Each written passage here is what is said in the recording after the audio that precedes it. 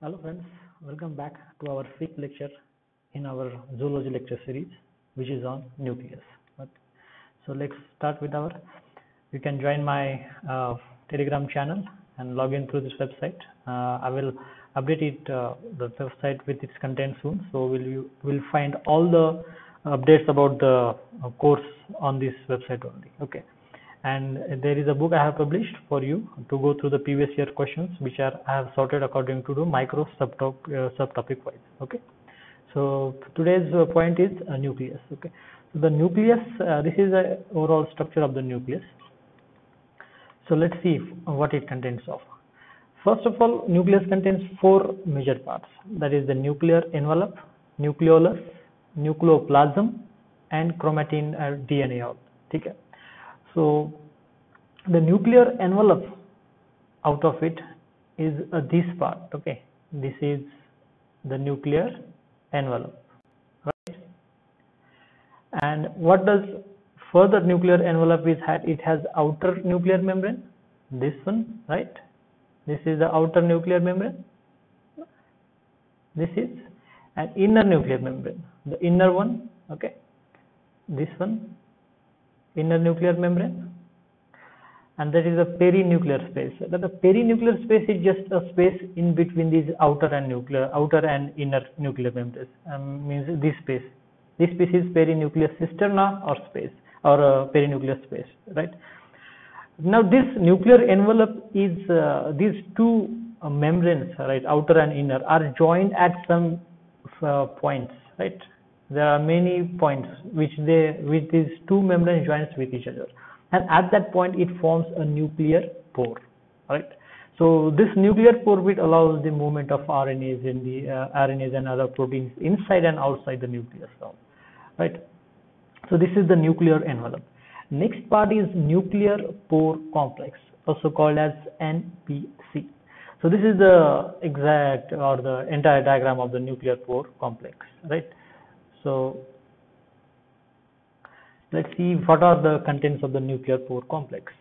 It contains the cytoplasmic ring, this ring. Okay, this is called as it is on the cytoplasmic side of the cell, it is called as cytoplasmic ring, and this ring as it is side of the nucleoplasm, so it is called as a nucleoplasmic.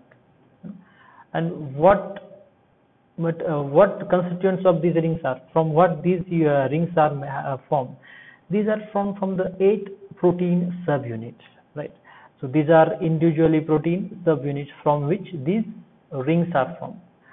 And further, these cytoplasmic rings had what? These had cytoplasmic filaments, which are RAN GTP binding proteins. These filaments, there is a one filament to each subunit, right? So I have drawn it just multiple. So it is actually there is a one filament to each protein subunit. So what these filaments are? These proteins have a RAN or GTP binding proteins. Okay. So these are on the cytoplasmic side of the cell. Next part is nucleoplasmic ring. This nucleoplasmic ring also formed from the 8 subunits, right? So actually these 8 subunits are this entire structure from this to this. There are 8 subunits which are vertically arranged in a way like they form one pore, right? So you should be able to imagine the 3D structure, right? So there are 8 subunits like this. Okay, so the proteins and other RNAs can come and go through these pores. Okay, so the nuclear ring has a different constituents or structure like it. Okay, or the different structures are attached to this nuclear plasmic ring. What are those? These are the distal ring and nuclear basket, these filaments. So this nuclear basket or these filaments along with the distal ring forms a structure which actually controls the traffic of these proteins or RNAs across these nuclear pores. Okay, so this is what is the luminal ring. Okay, and this next part is the luminal ring. So we have gone to cytoplasmic ring, nucleoplasmic ring, and now the luminal ring. Luminal ring is actually this entire structure of the proteins in that nuclear pore structure, right? So it has some structures also, like on this periplasmic site, there are luminal spoke rings or luminal subunits, and inside the nuclear pore site there are luminal spoke rings. Okay, and although the structure of although the function of these are not quite clear, but they are supposed to be helpful in transport of, or acts as a cargo which transfers the material. Okay, so next is the functions of this nuclear pore complex is obviously what the receptor mediated transport of proteins, and also the nuclear localizing segments, that means signals for transport. So this nuclear pore complex only has that signal for the transport of these materials. Okay, they have these segments, nuclear localized segments, which is called as NLS, which are actually the signals for the transports. Okay, because of them this transport occurs. Now, what is the transport mechanism? Although it will be not be the part of the UPSC. Okay, so what still let's just see it in short. This transport mechanism is what there are type of proteins like exportin and the importin. Okay, these are regulated by, as we have already seen, the RAN GTP binding proteins, and these proteins functions to either export or either import. Okay, the actual work is done by these proteins, exportin and the importin. And what are the nucleoporins? These are the shuttling of, they do the shuttling of cargo in both directions. Nucleoporins signaled by nucleocytoplasmic shuttling signals. Okay, so you should just remember these names. They are not going to just literally ask, because it is actually a much in-depth point, but still I have just wanted to mention you these names. Next is the nuclear pores. Just these nuclear pores mean this entire structure, as I have said. These are formed by the fusion of inner and outer nuclear membranes. Okay. So next is the nucleoplasm. Okay. Now, actually, what nucleoplasm is? This is the structure of the nucleus, right? And the other part, apart from this nucleolus, which is considered as a nucleoplasm, it has inside the chromatins, DNA, proteins, and all material inside it. Okay, like actually this nucleoplasm provides that structure, internal structure apart from the nucleolus to the nucleus, right? So it has parts like nuclear matrix and nuclear particles. So what is the nuclear matrix? It is the part other than the nucleus, obviously, and it's transcription and the processing of mRNA, RNA, all it is a function. All these processes occurs in this nuclear matrix. Okay, and although what is nuclear matrix is actually all the support structure of this nucleus. Okay, all the support structure of this nucleus, it's regain its shape because of this nuclear matrix. Next is the nuclear particles. The interchromatin granules and perichromatin granules. These are the granules. Okay, these are what the clusters of particles that contain ribonucleoprotein and various enzymes, or the messenger ribonucleoproteins. That's why they appear as a granular in structure. They have ribonucleoproteins inside it. Okay, so these nuclear particles and the nuclear matrix is what the constituent of the nucleoplasm, obviously, other than the nucleolus.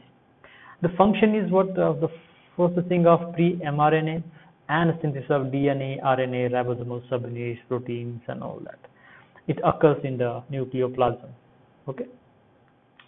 Next is chromatin.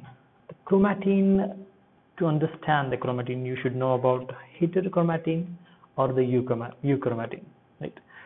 What is the heterochromatin? It is the condensed inactive chromosome or the chromatin. This is inactive form. And other is euchromatin, which is near to the nucleolus, and it is an active form of the chromatin or the chromosome. Okay. And other major difference is that this heterochromatin is darkly stained, and euchromatin is lightly stained. So you can clearly observe the sectors, this part as a lightly stained, and which is called as a euchromatin. This is a darkly stained, and heterochromatin further just found nearer the external periplasmic or external matrix or the external wall of the nucleus.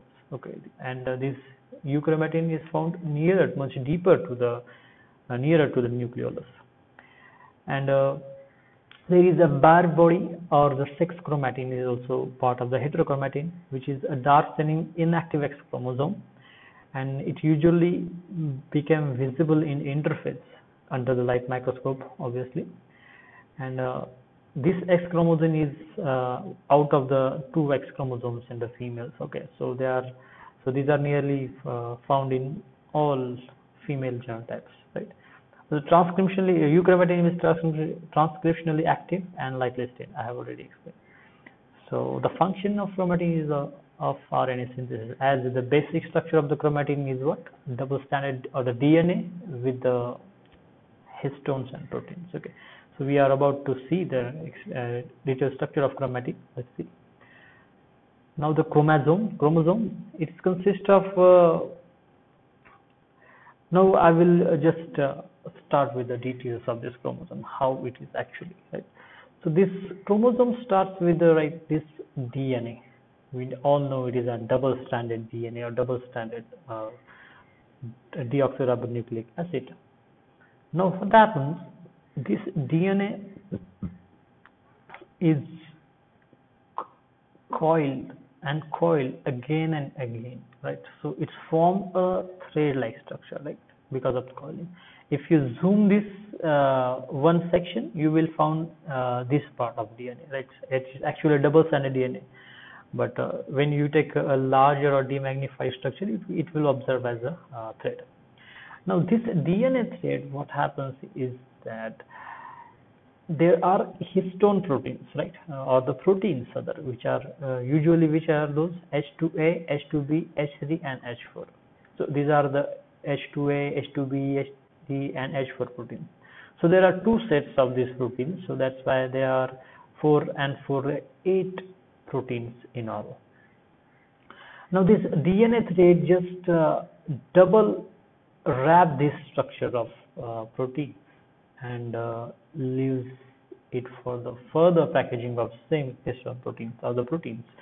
So now when these histone proteins double wrapped by this DNA thread, that structure is basically called as the nucleosome. Okay, so I hope you understand from the DNA to nucleosome. Now what happens is that when these nucleosome structures are formed, right, now this nucleosome structures threaded by these, or the wrapped by this DNA, there are such many nucleosome units are wrapped by this DNA.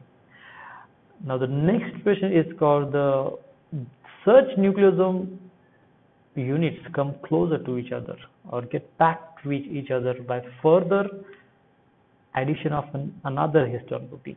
This is what H1. There are 4 types of histone proteins in there. In this, there is another second type of proteins, that is the H1, which further condenses the structure and it gives a compact structure. So this is the extended chromatin. Okay, and now this is a condensed chromatin. So once out of these condensed structure, this is extended section of chromosome formed, right? Now let's see a further magnified version of this, right? So from DNA, a thread is formed. It is just double wrapping the histone proteins or forming the nucleosome. Then there are further nucleosome units which are wrapped, and finally it forms this compact structure, right? This compact structure will be a basic structure of the chromosome structure. So once this compact structure get in a further demagnified way, if you look at it further magnified image, you will see it as this thread. Now this thread or this structure, or this is called as chromatin. right? This entire structure is called as chromatin. So basically, I hope you understand what the chromatin possesses, right? So first of all, how it started? It started with the DNA. DNA thread just double wrap this 8 histone proteins or 8 proteins. Then it is for the nucleosomes. Then such nucleosomes come close to each other. Then it forms a tightly compact structures, and when this tightly compact structures comes and form a further compact thread, it is called as the chromatin. Now this chromatin will only form the further coiling, and finally it form a chromosome, right? So there are usually said there are 6 nucleosomes per helical structure of the chromosome, right? So when all these helices are there, it is said that there are 6 nucleosome units per helices, or per helix there are 6 nucleosome units when you magnify the actual structure of the chromosome. Okay, so this is how from DNA to nucleosomes to chromatin, and finally the metaphase chromosome or the chromosome is formed. Okay, so this is all about the DNA or the nucleus and nucleoplasm, nuclear membrane, nucleolus. Okay, so all of this is, and the question is not likely to be asked apart from this. Okay, let's once again revise the structure of the nucleolus. The nucleolus has what? This nucleolar organizing center. Okay, I think we have missed this part of the nucleolus. Okay, this has a nucleolar organizing center. And what is it? Here RNAs are present, and this reconstitute or the nucleolus during the G1 phase. The nucleolar organizing center just works or the perform actions in the G1 phase of cell cycle, where it reconstitute the nucleolus. Okay, and after that there is a region which is called as dense fibrillar component, DFC, or the pars fibrosa. And what's the the function of this pars fibro is? It is a transcriptionally active DNA, and RNA precursors are there in this dense part, which is present nearer to this nuclear organizing center. After that, there is a further granular part of this nucleolus, which is not or which is less dense. It is called as the pars granulosa, or what? Granular component. And in this maturing ribosomal precursor particles are present in this granular component or pars granulosa. That's why it occurs as a granular in structure. Because of what? Because of this maturing ribosomal particles in it. Then you see the nucleolar matrix. It is the fiber network which take part in organizing of the nucleus. Okay, nuclear matrix is what? The other part of this fiber part of this nucleus, which takes part in organization of all the nucleus. Okay. Then now the function of this nucleolus, it synthesizes the rRNA and sequesters the proteins, right? So this is about the nucleolus. Now let's see if anything further points have remained or not. Okay. In the nuclear envelope there is an additional point. Okay, that is the outer nuclear membrane has what? The vimentin and keratin protein, or the fibers. These fibers are what? These fibers are actually give that fixed position to the nucleus. All its position with respect to the other organs like endoplasmic reticulum and Golgi, and it also these vimentin and these fibers, vimentin, keratin, also are in attachment with the microtubules or other periplasmic structures which are present after the nucleus. Okay, so all these the position of this nucleus is held with the help of this vimentin and keratin. After or along with that, there are ribosomes also present on this outer membrane. And what is the function of this? these actually synthesize the proteins and pass them into the periplasmic space, this periplasmic space.